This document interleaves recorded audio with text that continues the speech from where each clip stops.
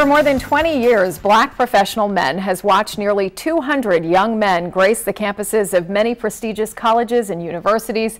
Joining us today is co-founder Scott Phillips and scholarship recipient Aaron White. Welcome to you both. Thanks so much for being with us. Well, thank you for having us. I love positive stories like this. Yeah, tell us more about the organization and who you help specifically. Well, Black Professional Men was started in 1991. We began our Rays of Hope scholarship program in 1993.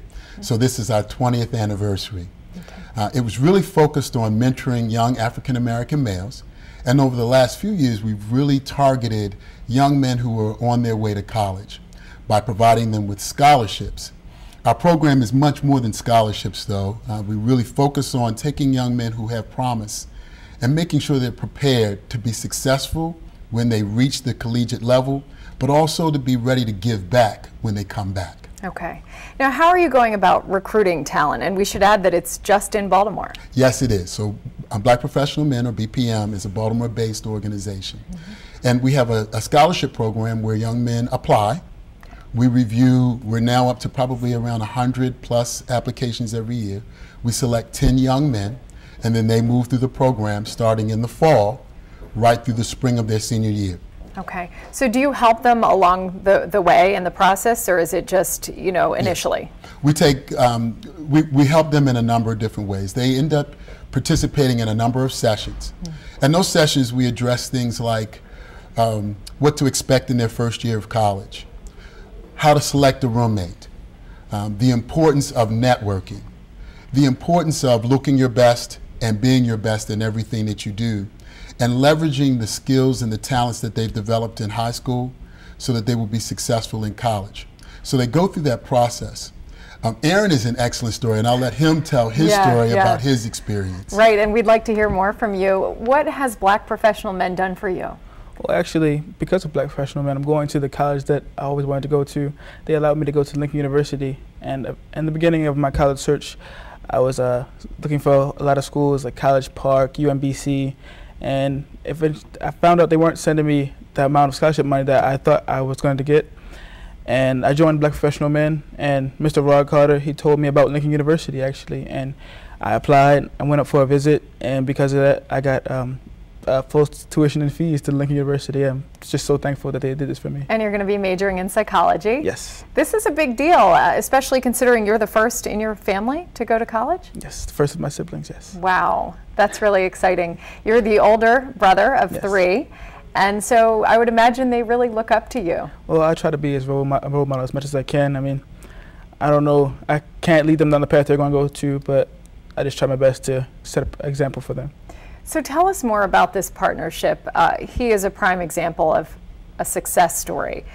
Tell us more about some of the success stories that stick out in your mind. Well, we've had several. With 200 young men, I will say to you, average GPA for these young men in college, somewhere around a 3.2 over the course of the 20 years, so we've kept track of that. Fagan Harris is one of our success stories. I believe we met him. You met Fagan probably last year, Rhodes Scholar. Derek Dangerfield, a Fulbright Scholar. We've had young men come through who represent a number of different professions, whether it's in engineering and math, law, medicine.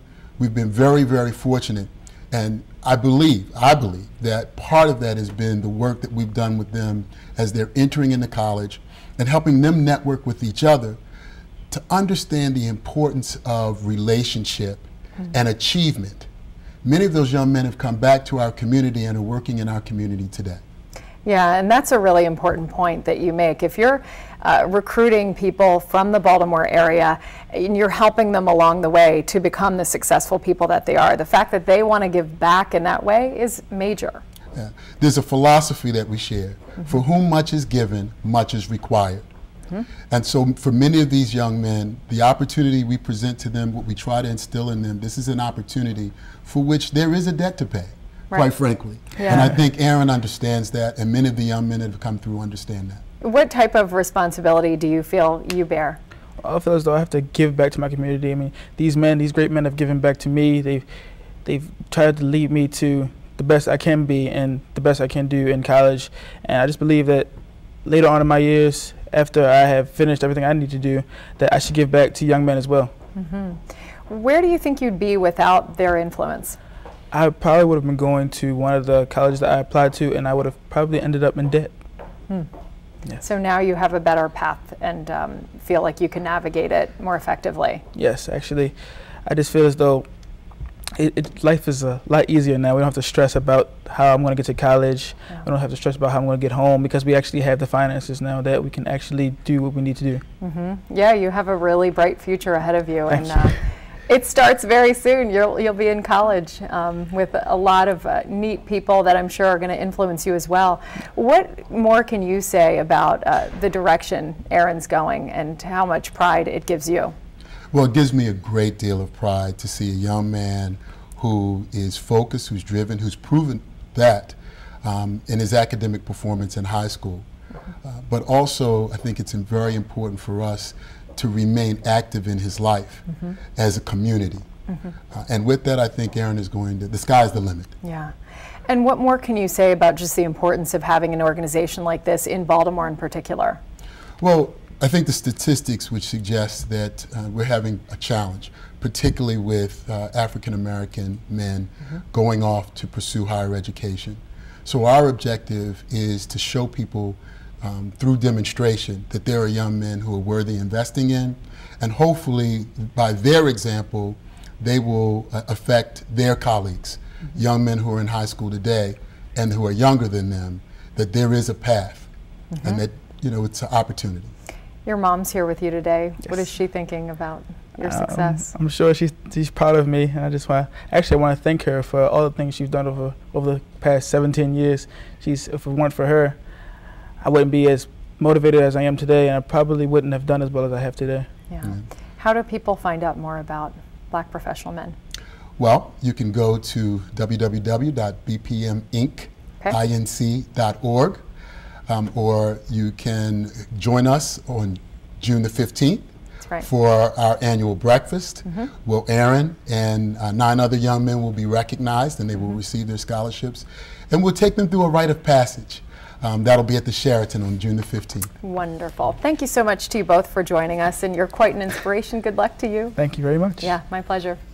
Stay with us. Michael Higginbotham will tell us about his new book, Ghosts of Jim Crow. Don't go away. You're watching 11 TV Hill.